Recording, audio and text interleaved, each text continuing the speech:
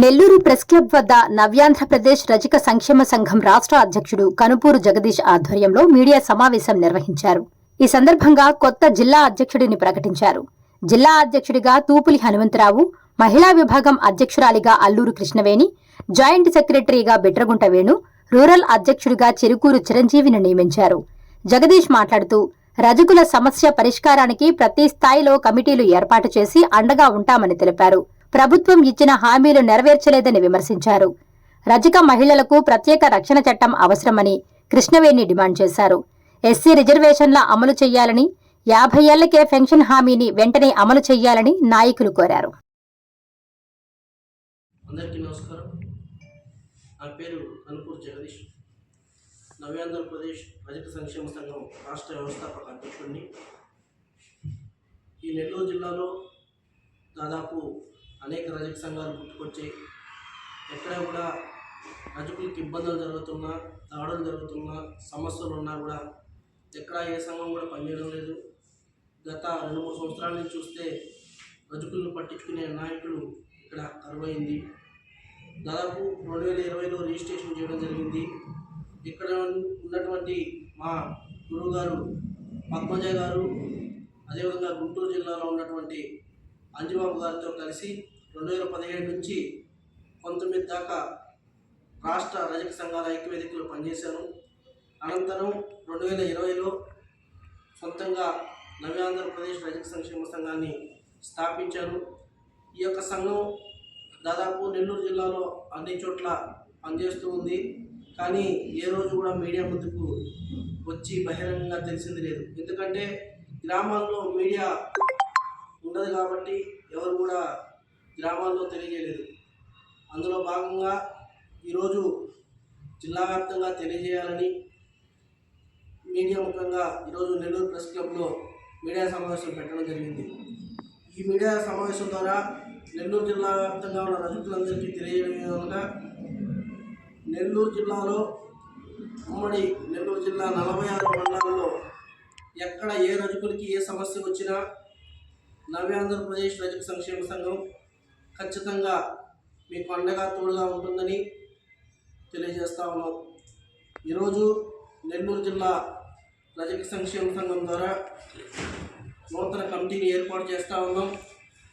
నూతన కమిటీలో నెల్లూరు జిల్లా అధ్యక్షుడిగా హనుమంతరావు గారిని, అదేవిధంగా మహిళా అధ్యక్షురాలుగా అల్లూరు కృష్ణవేణి గారిని, నెల్లూరు జిల్లా సెక్రటరీగా బిట్రగుంట వేణు గారిని, అదేవిధంగా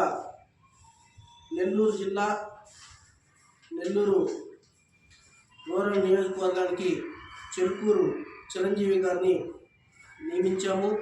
అదేవిధంగా మిగతా వాళ్ళందరినీ కూడా మండల, గ్రామ, నియోజకవర్గ స్థాయిలో, అదేవిధంగా జిల్లా స్థాయిలో అందరినీ త్వరలోనే ఈ యొక్క సంఘంలో జాయిన్ చేసుకుని అందరికీ అందుబాటులో ఉంటామని తెలియజేస్తా ఉన్నాం.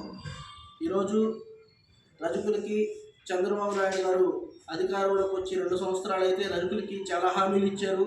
ఏ ఒక్క హామీ కూడా అమలు చేయలేదు. అందులో భాగంగా బీసీ డిక్లరేషన్ అని చెప్పి టీడీపీ అండ్ జనసేన కలిసి ఇచ్చిన హామీలు ఇవి. చూడండి, మీడియా ముఖంగా మీరందరూ చూడండి. ఈ రోజుకి చంద్రబాబు నాయుడు గారు ఈ విషయాల మీద ఎక్కడా కూడా నోరు మెదపడం లేదు. ఏవైతే హామీలు ఇచ్చారో అవన్నీ కూడా మీడియా ముఖంగా తెలియజేస్తున్నాను. రజకుల్లో అధికారంలోకి వచ్చిన వెంటనే రజకులను ఎస్సీ జాబితాలో చేర్చేందుకు కృషి అన్నాడు. ఎక్కడ జాయిన్ చేసావు? అసలు ఆ మాట గురించి ఇంతవరకు నోరు కూడా తెరవలేదే. ఏం పాపం చేశారు రజకులు? 25 లక్షల మంది రజకులు ఉన్న ఓట్ బ్యాంకులో ప్రతిసారి ఎలక్షన్లో 40 సంవత్సరాల నుంచి రాజకీయ అనుభవం ఉందంటున్నావు. అనేక సార్లు ముఖ్యమంత్రిగా చేసావు. ఈ రోజుకి రజకుల్ని పట్టించుకున్న దాఖలు ఎక్కడా కనిపించడం లేదు. అదేవిధంగా జీవో నెంబర్ 343 ప్రకారం రజకులకి చెరువులు, దోబిఘాట్ల మీద పూర్తి హక్కులు అన్నారు.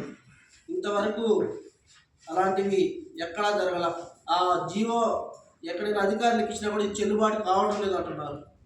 అంటే చంద్రబాబు నాయుడు గవర్నమెంట్ వస్తే మాత్రం చెల్లుబాటు కావట్లేదు. జీవో నెంబర్ 27 ప్రకారం ప్రభుత్వ కార్యాలయాల్లో వాషర్మెన్ పోస్టులని రజకులకు భక్తి అన్నారు.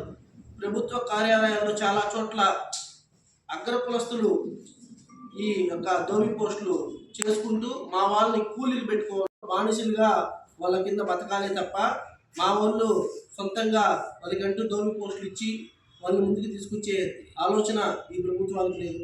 టీటీడీ దేవస్థానాల్లో, ఆసుపత్రుల్లో, ప్రభుత్వ ఆసుపత్రుల్లో బట్టలు ఉతికే కాంట్రాక్టులు రజకులకే అన్నాడు. టీటీడీలో రజకులు ఒక్కరు కూడా లేరు. ఆ బట్టలు ఉతికే పోస్టు రజకులకి ఇవ్వలేదు. ఆ బట్టలు ఉతికే దేవుడి బట్టలు ఉతికే పోస్టు, ప్రభుత్వ ఆసుపత్రుల్లో బట్టలు ఉతికే పోస్టు అగ్ర కులస్తులు చేస్తుంటే అక్కడ కూలీలుగా మా వాళ్ళు 10 మందిని పెట్టుకున్నారు. ప్రముఖ దేవాలయాల్లో ట్రస్ట్ బోర్డులో సభ్యత్వం, ప్రముఖ దేవాలయాల్లో ట్రస్ట్ బోర్డు సభ్యత్వం అన్నాడు. ఎక్కడిచ్చాడో చెప్పాలా చంద్రబాబు నాయుడు గారు. ధోబీ ఘాట్ల స్థలాలను పర్యవేక్షణ, భూ శాశ్వత హక్కులు. ధోబీ ఘాట్లు ఈ ప్రభుత్వంలో నాకు తెలిసి దాదాపు చాలా చోట్ల ఆక్రమణకు గురయ్యాయి, దాడులు జరుగుతూ ఉన్నాయి ధోబీ ఘాట్ల జోలికి వెళ్తే మా వాళ్ళు.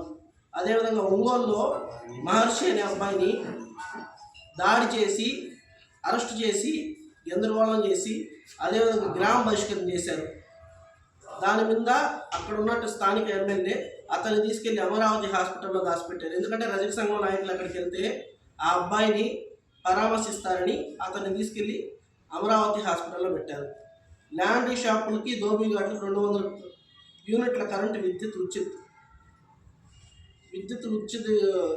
విద్యుత్ ఇస్తానని చెప్పి 200 యూనిట్లు చెప్పారు. కనీసం ఒక యూనిట్ కూడా ఇవ్వడంలా. ఇవన్నీ చంద్రబాబు నాయుడు గారు ఇచ్చిన హామీలు రజకులకి. ఇంతవరకు వాటి గురించి నోరే ఎత్తడం. టీడీపీలో ఉన్న నాయకులు కానీ, జనసేన నాయకులు కానీ, అదేవిధంగా బీజేపీ నాయకులు కానీ ఎవరు కూడా రజకుల గురించి పట్టించుకోవడంలా. ఉదయం లేసి బయటకు వచ్చేటప్పుడు రజకులు ఉతికిన వైట్ షర్టు, రజకులు ఉతికిన ప్యాంటు మీరు వేసుకొని బయట వచ్చేటప్పుడు కూడా మా రజకులు ఉతికి రావడం లేదా అని అడుగుతున్నాం. అదేవిధంగా 50 సంవత్సరాలకే పెన్షన్, రజకులకి 50 సంవత్సరాలకే పెన్షన్ ప్రతి రజకులకి ఇస్తానని చెప్పారు. ఈ 50 సంవత్సరాల పెన్షన్ ఎప్పుడు ఇస్తామని చెప్పి మేము మిమ్మల్ని డిమాండ్ చేస్తాము. ఇవి చంద్రబాబు నాయుడు ఇచ్చిన హామీలు. ఇంతవరకు ఎలాంటి హామీలు కూడా నెరవేర్చకుండా కాలయాపన చేస్తూ ఉన్న ఈ ప్రభుత్వాన్ని గట్టిగా కోరుతా ఉన్నాం. రాబోయే స్థానిక ఎన్నికల్లో కూడా మా రజకులందరికీ స్థానికంగా రాజకీయ ప్రాధాన్యత కల్పించాలా. రేపు పెద్ద ఎలక్షన్స్ వస్తూ ఉన్నాయి. ఈ 175 నియోజకవర్గాల్లో ఖచ్చితంగా కనీసం 5 పోస్టులైనా కూడా రజకులకి ఎమ్మెల్యే టికెట్లు ఇవ్వాలని కూడా ఈ ప్రభుత్వాలను డిమాండ్ చేస్తూ ఉన్నాం. అదేవిధంగా ఎమ్మెల్సీలు ఇస్తూ ఉన్నారు. ఈ ప్రభుత్వం వచ్చి 2 సంవత్సరాలు అవుతూ ఉంది. ఇంతవరకు ఆ విషయం ఎక్కడా పట్టించుకోలేదు. ప్రత్యేకమైన కార్పొరేషన్ చైర్మన్లు అవి ఉన్నాయి. వాటిల్లో కూడా మా వాళ్ళకి అవకాశాలు కల్పించాలా. మా వాళ్ళని అన్ని రంగాల్లో అభివృద్ధిలోకి తీసుకురావాలా. పిల్లలకి ఉచితంగా చదువు ఈ ప్రభుత్వం కల్పించాలా. చాలామంది చదువుకొని నిరుద్యోగులు ఉన్నారు. అలాంటి వాళ్ళందరికీ ఉపాధి, ఉద్యోగ అవకాశాలు కల్పించాలని ఈ ప్రభుత్వాన్ని డిమాండ్ చేస్తూ చాలా అన్యాయం జరుగుతుందండి. ఇప్పుడు మా నాయకుడు చెప్పినట్టుగా అవన్నీ కంపల్సరీగా అలాగే జరుగుతున్నాయి. అలాగే అసలు ఒక్కరికి కూడా కొత్త రైస్ కార్డు ఇప్పుడు నాకు తెలిసిన కుటుంబంలోనే 3 ఉన్నారు. తల్లి, బిడ్డ, వాళ్ళ భార్యాభర్తలతో వాళ్ళకి తల్లి ఉంది. ఆమెకి బాగలేదు. ఆమె ఒక్కదానికి పెన్షన్ వస్తుంది. భార్యాభర్తకి ఇద్దరికి హెల్త్ బాగలేదు. వాళ్ళు ఎలా బతకాలి? వాళ్ళకి కొత్తగా కార్డు, సపరేట్గా కార్డు ఉంటే ఇంకొక పెన్షన్ వస్తుంది అంటున్నారు. ఆ కార్డు కోసం వాళ్ళు సచివాలయం వెళ్తే ఎట్లాగా విడిగా రాదమ్మా ఒక మనిషికి అని చెప్తున్నారు. వాళ్ళ పరిస్థితి ఏంటి? వాళ్ళు ఏ పని చేసుకోలేరు. మొన్న అలాగని ఇప్పుడు ఏదో వాళ్ళు హౌస్లోనే చేసుకుంటున్నారు. మొన్న ఇది పెట్టారు, లోన్లు ఇస్తున్నారని చెప్పి, ఇస్త్రీ పెట్టి లోన్లు ఇస్తున్నారని చెప్పి వాళ్ళు పెట్టుకున్నారు, అప్లై చేసుకున్నారు. వాళ్ళకి 60 సంవత్సరాలు వచ్చే నీకు రాదని అంటే వాళ్ళు ఏం చేయాలి? 60 సంవత్సరాలు కూడా వాళ్ళు చేసుకుంటున్నారు కదా, పని బతకాలి కదా. 60 సంవత్సరాలు వస్తే తిండి తింటారా? వాళ్ళ పరిస్థితి ఏంది? వాళ్ళ పిల్లలు ఉంటే వాళ్ళ పాటికి వాళ్ళు అంటూ ఇప్పుడు ఆయనకి 2 కిడ్నీలు పాడైపోయినాయి. వాళ్ళ తల్లికి పెన్షన్ వస్తుందని అతనికి పెన్షన్ ఇకపోతే నీకు రాదయ్యా, మీ అమ్మకు వస్తుంది కదా నీకు రాదన్నారు. భార్యకి హెల్త్ బాగాలేదు, ఆమెకి ఎండెముక అరిగిపోయింది. నెలకు ఒకసారి వాళ్ళు చెన్నైకి వెళ్ళి చూపించుకొని రావాలి. అలాంటి కుటుంబాలు SS News AP